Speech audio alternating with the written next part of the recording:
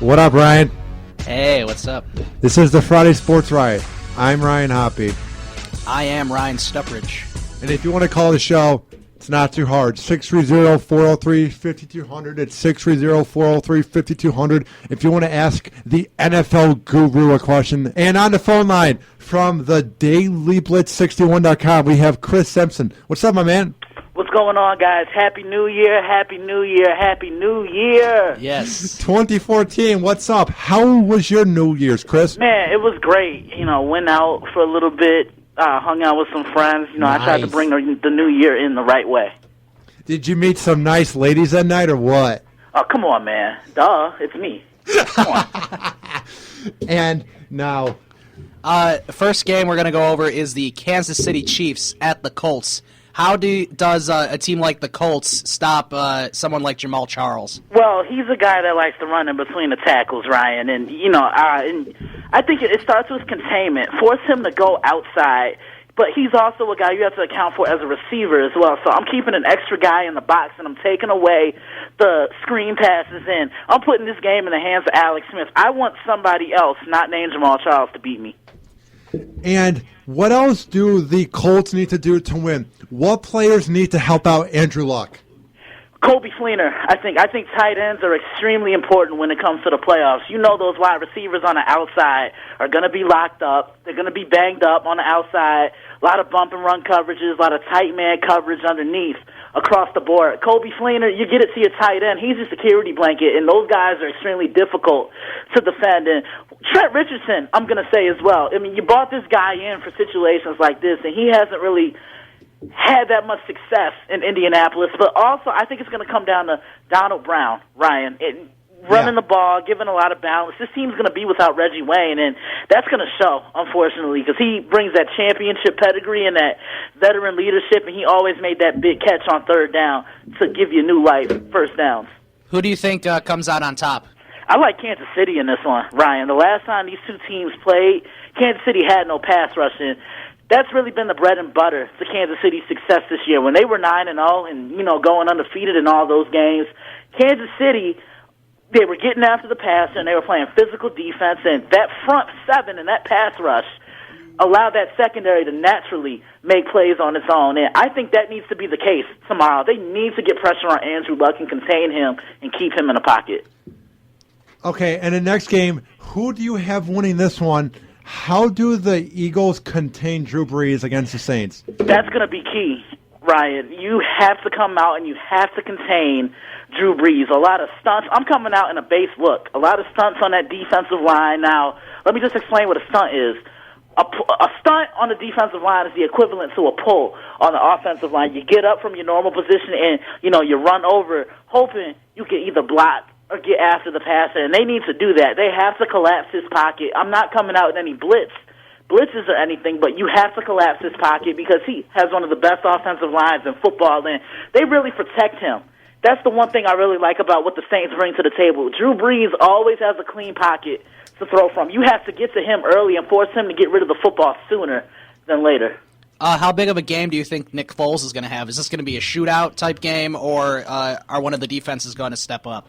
Well, you don't want to get into a shootout when you're playing a guy like a Drew Brees.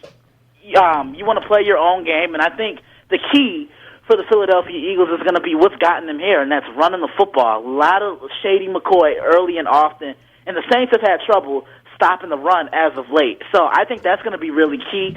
I'm not going to say it's going to be a shootout, but I do think the Eagles get their points. And how bad of a game is this going to be? Because I just have a bad thing about it. The San Diego Chargers versus the Cincinnati Bengals. Well, the last time these two teams played, Ryan, Cincinnati goes up to San Diego, and that's a tough place to go get a win. You're a Midwest team, East Coast team, and to go to the West Coast where it's a different time zone, and you're not acclimated to everything. That's a huge win. But the thing that concerns me about the Bengals is they're not a mentally tough team. They have all the talent in the world, but mental toughness overcomes talent any day of the week. And the Chargers, you look at them, and Mike McCoy's come in, and he's done a fantastic job. I thought he was going to be one of those rookie head coaches this year that did a good job, and he's done a great job. And Phillip Rivers, he seems to have found himself under Mike McCoy, and Danny Woodhead's really been a godsend. But I think it's going to be cold. This is going to come down to, who's more physical, and I think that's going to be Cincinnati. I like the Bengals in this one. Okay, and the last playoff game for this week is the 49ers at the Packers. How do the 49ers contain a guy like Eddie Lacy, who has been running the ball really well of late? Well, I think it's going to come down to who wins that battle of the trenches up front. That Packers offensive line against that physical and hard-hitting 49ers defensive front. That's what it's going to come down to. Who's going to out-hit who? And if I'm the San Francisco 49ers, I want Eddie Lacy to beat me. That's the thing. We know what Aaron Rodgers is capable of doing. I want Eddie Lacy to really take this game over, take away Jordy Nelson, little cover two, no matter where he is on that side of the field. Keeping Aaron Rodgers in that pocket, not letting him slide out the pocket and making plays with his feet and making throws on the run. I think this game comes down to who runs the football best, Frank Gore or Eddie Lacy. That's what I think is going to determine the outcome of this game. And this is the Friday Sports Riot on SportsTownChicago.com, and we are with Chris Simpson of the Daily Blitz 61.com. And now, Chris, what's going to be the best playoff game this weekend? Oh, man. I like these NFC matchups, especially that 49ers and Packers. Two old-school teams.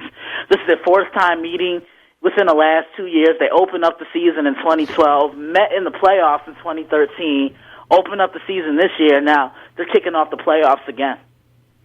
Now we know that the 49ers and Packers are both going to have a good type of running game, but do you think Colin Kaepernick can get the offense going and maybe throw a couple touchdowns himself up there in Green Bay?